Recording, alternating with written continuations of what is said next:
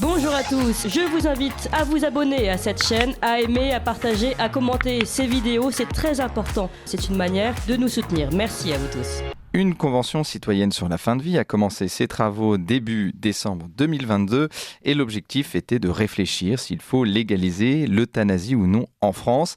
C'est une initiative jugée hypocrite par la Fondation Jérôme Lejeune puisque la réponse est déjà connue par les responsables de cette convention. Et pour lutter contre cette loi sur la légalisation de l'euthanasie, une mobilisation s'est créée pour sensibiliser sur le sujet. Cette mobilisation, c'est tout mais pas ça. Et nous sommes avec Lucie Pachery pour en parler. Bonjour Lucie Pachery. Bonjour. Alors vous êtes porte-parole de cette mobilisation, vous êtes juriste pour la Fondation Jérôme Lejeune. Et donc, est-ce que vous pouvez nous expliquer quel est l'objectif de cette mobilisation ? Oui, bien sûr. Alors, la Fondation Jérôme Lejeune lance un cri d'alerte, en quelque sorte, dans le cadre de ce débat sur la légalisation de l'euthanasie. Un cri d'alerte, tout, mais pas ça. Il y a tout à faire dans notre société, mais pas relativiser l'interdit de tuer. Il y a tout à faire au niveau politique, au niveau médical, pour développer les soins palliatifs, pour développer le savoir-faire, l'expertise de la prise en charge de la douleur, mais pas intégrer l'injection létale dans la pratique médicale. Il y a tout à faire, enfin, entre nous, pour accompagner les personnes isolées, désespérées, souffrantes, mais pas les abandonner à la mort programmée. Voilà, tout est à faire, tout est à proposer, innover, développer pour développer des moyens pour accompagner nos proches en fin de vie, mais pas les tuer. Voilà, donc ça, c'est le cri d'alerte de la Fondation Nos Jeunes. La Fondation a créé une plateforme, la plateforme toutmaispassa.org, qui met au clair sur l'euthanasie, sur les enjeux de l'euthanasie. Et on y trouve un manuel à télécharger gratuitement pour bien cerner les enjeux philosophiques, scientifiques, éthiques, médicaux. On y trouve aussi une campagne de communication parce que beaucoup se joue à travers la communication. Donc une campagne de sensibilisation à diffuser sur les réseaux sociaux. On y trouve aussi de l'actualité et de la formation, information et formation, de l'actualité grâce au site génétique.org qui a une rubrique dédiée pour bien suivre l'actualité. Et Tout mais pas ça envoie une newsletter aussi hebdomadaire à laquelle on peut s'abonner. Et puis, enfin, et peut-être surtout, il y a un outil phare dans cette mobilisation qui est un documentaire d'investigation que la Fondation fait connaître. C'est le documentaire qui est produit par Bernard de la Villardière et réalisé par Géraud Burin-Desrosiers et qui s'appelle « Mourir n'est pas tuer, enquête au cœur de la fin de vie ». Et donc ce documentaire de 70 minutes où vous partez en France, en Suisse, en Belgique, donc dans différents lieux de soins palliatifs à domicile, à l'hôpital, aussi dans un lieu de suicide assisté, on va en reparler. Et vous êtes immergé avec donc, des patients et des soignants évidemment. Et pendant plusieurs semaines, votre réalisateur est parti donc interroger des experts sur la question de l'euthanasie. Alors, pourquoi vous avez voulu faire ce documentaire et comment vous avez choisi vos différents témoins ? Alors, la Fondation a souhaité vraiment impacter, faire comprendre, faire réaliser ce que signifiait vraiment l'euthanasie et le suicide assisté, parce que on est dans un débat, vous l'avez dit tout à l'heure, déjà on est dans un débat qui est biaisé, qui est organisé par le gouvernement qui a une volonté déterminée de légaliser l'euthanasie. Les ministres chargés de ce débat sont partisans de l'euthanasie. Le Conseil économique, social et environnemental, le CESE, qui est en charge de l'organisation de la Convention citoyenne, elle lui-même s'est déjà prononcée en faveur de l'euthanasie il y a quelques années. Enfin, on voit que tout est fait pour aboutir à un projet de loi ou une proposition de loi qui vise à légaliser l'aide active à mourir. Et tout cela avec une volonté d'un débat apaisé surtout. Donc, on utilise des mots presque touchants, presque poétiques. Les partisans d'ailleurs de l'euthanasie le disent eux-mêmes, décrivent eux-mêmes les euthanasies qu'ils ont pu pratiquer, auxquelles ils ont pu contribuer pour leurs proches, en disant que ils ont éteint la lumière. Voilà, mon père m'a demandé d'éteindre la lumière. Donc, on a l'impression presque que l'euthanasie et le suicide assisté, c'est quelque chose de doux, c'est une mort propre, finalement, qui ne fait pas mal, qui permet de ne pas souffrir. Et donc, La réalité de l'euthanasie, ce ne sont pas ces mots un peu nébuleux, un peu poétiques. La réalité de l'euthanasie, en fait, elle est violente. Enfin, voilà, il faut quand même le dire. On met fin à la vie de quelqu'un, on tue quelqu'un. Voilà, on pose un acte euh, qui, qui, qui tue quelqu'un. Et, Et et on s'est dit que le pouvoir de l'image, enfin, l'image permettait de bien se rendre compte de ça. Qu'est-ce que ça signifie, euthanasier quelqu'un? Et d'aller voir, enfin, aussi ceux qui le pratiquent, pour voir que finalement, c'est un acte qui n'est absolument pas, qui n'est pas médical, c'est un acte qui n'est pas compliqué. Voilà, une seringue ou deux suffisent à arrêter le cœur et à terminer la vie de la personne. Donc, il y a quelque chose de manifeste quand on voit comment ça se passe, quand on voit les images. Et en parallèle, il y a quelque chose aussi de très marquant quand on plonge dans un univers, dans une unité de soins palliatifs, quand on interroge les médecins et puis qu'on entend aussi les experts, bien sûr, mais on se rend compte, et les patients, pardon, le témoignage des patients, eh bien, on se rend compte que la mort, c'est quelque chose aussi de collectif. Ça n'est pas simplement quelque chose d'individuel qui se vit seul. Au contraire, c'est quelque chose qui se vit en collectif, en solidarité, avec des équipes soignantes qui sont très bien formées, qui ont un savoir-faire le meilleur depuis toujours. Donc il y a aussi ce paradoxe. Hein. Donc, en fait, aujourd'hui, on est en capacité de soulager la douleur, on sait faire. On a les soins palliatifs les mieux armés, pas les mieux développés, mais en tout cas les mieux armés. Et c'est aujourd'hui qu'on propose de légaliser l'euthanasie. Donc il y a quelque chose de très contradictoire. mm, Mais voilà, donc l'image, ce documentaire d'investigation permet vraiment de comprendre, de faire comprendre à travers le charisme et le savoir-faire de Géraud Burin-Desrosiers, ce réalisateur voilà, parle beaucoup, qui dit beaucoup de choses à travers ces images, euh, m'a fait comprendre les enjeux de l'euthanasie, les enjeux des soins palliatifs et pourquoi on dit que ce serait un changement anthropologique majeur de permettre la mort programmée, d'établir des exceptions à l'interdit de tuer en France. Et c'est ce qu'on retrouve donc dans ce documentaire Mourir n'est pas tuer, enquête au cœur de la fin de vie, vous l'avez dit, réalisé par Géraud Burin-Desrosiers et produit par Bernard de Villardière. Je rappelle quelques dates parce que vous serez en tournée donc le 14 mars à Orléans, le 16 mars à Lyon, le 27 mars à Toulon et le 20 mars, 28 mars, 18 avril et 31 avril à Paris, on le rappellera tout à l'heure. Et donc dans ce documentaire, au départ, donc vous partez à Houdan, dans les Yvelines, donc dans une unité de soins palliatifs. Alors est-ce que vous pouvez rappeler à nos auditeurs qu'est-ce que les soins palliatifs et en quoi, évidemment, ça est un soin, un palliatif donc à l'euthanasie? Mm.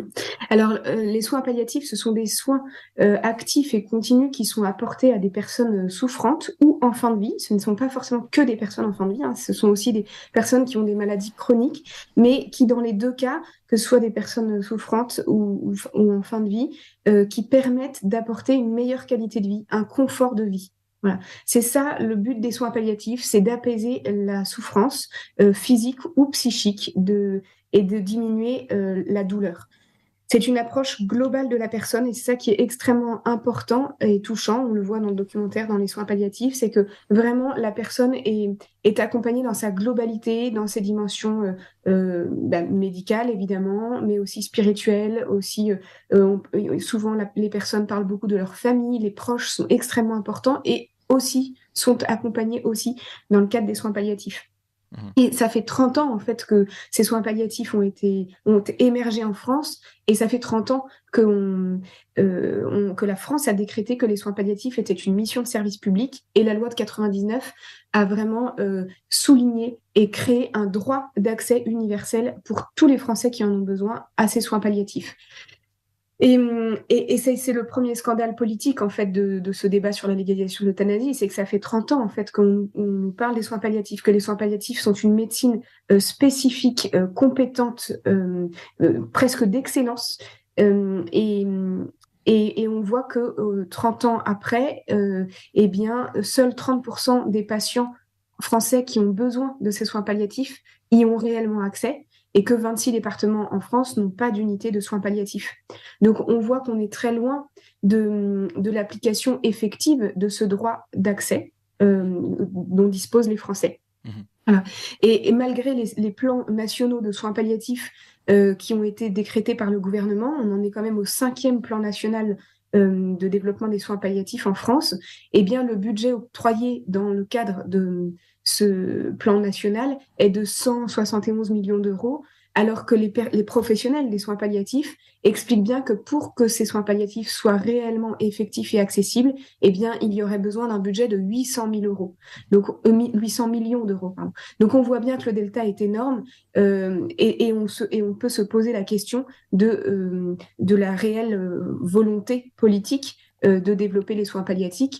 Les soins palliatifs, voilà. Est-ce que c'est vraiment une priorité pour le gouvernement? Et aujourd'hui, on voit qu'apparemment, il y a quelque chose de biaisé, puisque plutôt que d'en faire une priorité et de vraiment développer ces soins palliatifs, une médecine qui prend en charge la globalité du patient et qui permet d'apaiser toutes les souffrances, eh bien, on nous propose une injection létale.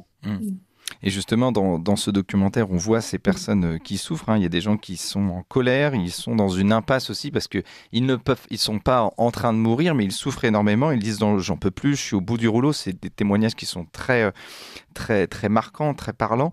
Et justement, est-ce que vous dites qu'il y a un problème notamment de moyens au niveau des soins palliatifs?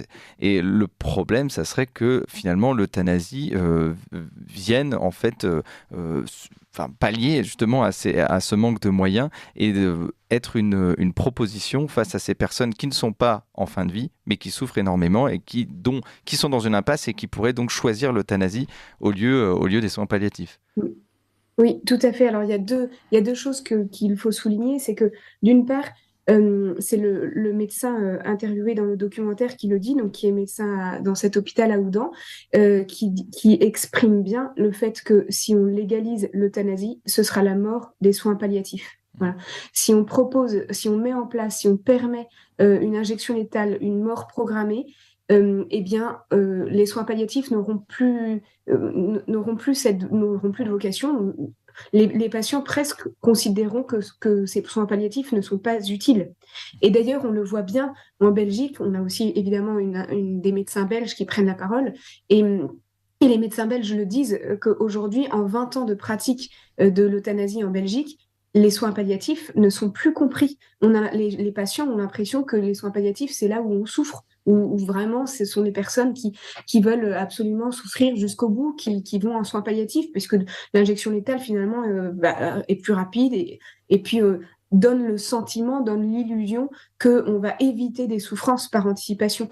Voilà. En réalité, on ne supprime pas la souffrance avec l'injection létale, on supprime la vie de la personne. Voilà. Il y a une confusion qui est faite. Donc ça, c'est bien à souligner. Et puis le deuxième point, c'est qu'il y a une confusion des genres. Les partisans de l'ADMD expriment, notamment les partisans de l'ADMD, en tout cas de l'euthanasie, expriment le fait que l'injection létale, ce serait l'ultime soin palliatif. Et il y a une confusion, en fait, entre la mort administrée et les soins palliatifs. Il faut bien rappeler que c'est une approche totalement antinomique, totalement contradictoire. Les soins palliatifs, et on le voit bien dans le documentaire, ce qui est beau dans les soins palliatifs, c'est que les médecins prennent en charge et prennent le temps avec le patient. Voilà, on va au rythme de la personne et on permet à la personne d'avoir une qualité de vie qui permet de vivre ses dernières heures de vie ou ses derniers jours ou pourquoi pas, si c'est une maladie chronique, le reste de vie qu'il a avec le plus de confort possible. Et donc ça, c'est une vraie expertise. Voilà. Et alors, donc, on prend le temps, voilà, et on prend le temps avec le patient, avec la famille. Alors que l'euthanasie, c'est une mort rapide, efficace, en quelques minutes, c'est terminé. Voilà, la notion de temps n'est absolument pas. On veut être dans l'efficacité, on veut être dans la maîtrise de la mort. Voilà. Et enfin, je voudrais simplement dire aussi que l'autre scandale qu'on peut lire, notamment dans l'avis du CCNE, du Comité consultatif national d'éthique, c'est que la formation, l'expertise médicale, la formation des médecins sur la prise en charge de la douleur, eh bien, est réservée à certains, à ceux en réalité qui se spécialisent, mais tous les médecins devraient aujourd'hui savoir comment bien prendre en charge la douleur, et ça, c'est une expertise, c'est une formation à obtenir. Et on lit dans l'avis du CCNE que la filière universitaire qui a été mise en place il y a 5 ans sur les soins palliatifs, sur la prise en charge de la douleur, est restée à l'état fictif, faute de professeurs nommés.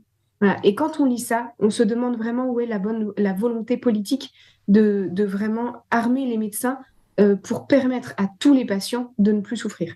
Hmm. Et justement, donc dans ce documentaire, donc on le rappelle, Mourir n'est pas tuer, enquête au cœur de la fin de vie, réalisé donc par Géraud Burin-Desrosiers et produit par Bernard de Villardière. Je vais redire les dates de votre tournée: le 14 mars à Orléans, le 16 mars à Lyon, le 27 mars à Toulon, le 20 mars, 28 mars, 18 avril et 31 avril à Paris. Et donc, on a parlé donc de ce centre de soins palliatifs à Oudan dans les Yvelines, mais vous partez aussi en Suisse et en Belgique, où l'euthanasie est déjà légalisée et où on peut voir déjà l'impact qu'a eu donc cette légalisation de l'euthanasie. Et je voulais vous parler déjà de l'affaire Tom Mortier. Est-ce que vous pouvez nous parler de cette affaire Tom Mortier qui a eu lieu en Belgique? Oui, oui, tout à fait. Juste avant, je voudrais simplement insister sur le fait qu'on peut trouver toutes les dates de la tournée de ce documentaire sur la plateforme toutmespassa.org. Et l'objectif de la fondation qui a pour objectif de faire connaître ce documentaire, c'est vraiment de restaurer le débat en parallèle de la Convention citoyenne. Voilà, parce que de fait, les citoyens, seuls 184 citoyens ont été tirés au sort, et on voit au chapitre, mais on ne demandera pas l'avis des autres citoyens. Et comme je le disais, la Convention citoyenne est vraiment orientée et organisée par un conseil économique et social qui est déjà positionné sur l'euthanasie, qui a posé une question biaisée et déjà orientée. Et certains citoyens, une partie, plus de 40 citoyens, ont exprimé eux-mêmes qu'ils se sentaient manipulés. Et donc, il était important pour la Fondation Jérôme Lejeune d'essayer de restaurer le débat, d'aller sur le terrain, dans les lieux, localement, pour, à travers ce documentaire, permettre aux citoyens de se ressaisir de la question qui nous concerne tous. Voilà. Donc ça, c'était simplement une petite précision qui est importante. Et donc, n'hésitez pas à organiser des soirées ciné-débat dans vos villes en vous connectant sur la plateforme toutmespassa.org. Et un des exemples que vous citez, l'affaire Tom Mortier, un des exemples belges que vous citez, eh bien, est assez impressionnant puisque ça montre vraiment la pente glissante dans laquelle on s'oriente si on légalise l'euthanasie. La pente glissante, elle est inévitable. Si on commence à toucher à l'interdit de tuer, si on commence à poser une exception à l'homicide volontaire, au crime qu'est l'homicide volontaire, au nom d'une pseudo-compassion ou de pseudo-conditions médicales, eh bien, on rentre dans une pente glissante, dans un gouffre. On ne pourra pas arrêter. Et ça, certains Belges le disent. Un professeur qu'on a interviewé dans le cadre du documentaire, qui est hollandais, qui s'appelle Theo Boer, le dit très bien aussi. Si on légalise, on change de paradigme et on arrivera certainement à des situations comme celle de Tom Mortier, par exemple, ou comme celle de Chanty de Corte, qui est une jeune fille de 23 ans qui a été euthanasiée simplement parce que depuis les attentats qu'elle avait vécus à Bruxelles, elle était tombée dans une dépression dont elle n'arrivait pas à se sortir. Elle a été euthanasiée en 2 mois, alors qu'il lui restait tout à vivre, et sûrement que l'accompagnement lui aurait permis de sortir de cette dépression. Et Tom Mortier, lui, est le fils d'une dame qui a été euthanasiée sans que sa famille soit au courant. Et on voit bien en Belgique que du coup, la mort est devenue quelque chose d'extrêmement individuel, mais ça pose une réelle question de violence dans les familles, dans les lieux dans les amitiés, puisque une personne peut décider d'être euthanasiée et être euthanasiée sans en parler à ses proches. Donc, il y a quelque chose d'extrêmement violent, et Tom Mortier a été une des victimes de cette condition légale qui fait que sa maman a été euthanasiée alors qu'il ne le savait pas, et sa maman n'était pas en fin de vie et elle était atteinte d'une dépression. Elle était plutôt fragile moralement, et les médecins, alors avec en plus les médecins, elle a versé une somme d'argent à un médecin, bref, et donc elle a été euthanasiée sans que son fils puissent le savoir et l'accompagner. Par un médecin d'ailleurs qui était donc acquis à la cause de l'euthanasie. Vous parlez aussi du témoignage d'Angèle Liébi, mais j'invite évidemment nos auditeurs à regarder ce documentaire, hein, Angèle Liébi qui était dans le coma, qui était considérée comme morte et qui finalement est sortie du coma. Voilà, ce sont les témoignages qu'on retrouve dans ce documentaire Mourir n'est pas tuer, enquête au cœur de la fin de vie, donc réalisé par Jérôme Burin-Desrosiers et produit par Bernard de la Villardière. Merci Lucie Pachery. On rappelle donc que vous êtes porte-parole de cette mobilisation et juriste pour la Fondation Jérôme Lejeune. Vous appréciez cette émission? Alors aidez Radio Courtoisie à en produire d'autres en indépendance totale. Rendez-vous sur soutenir.radiocourtoisie.fr. Merci d'avance.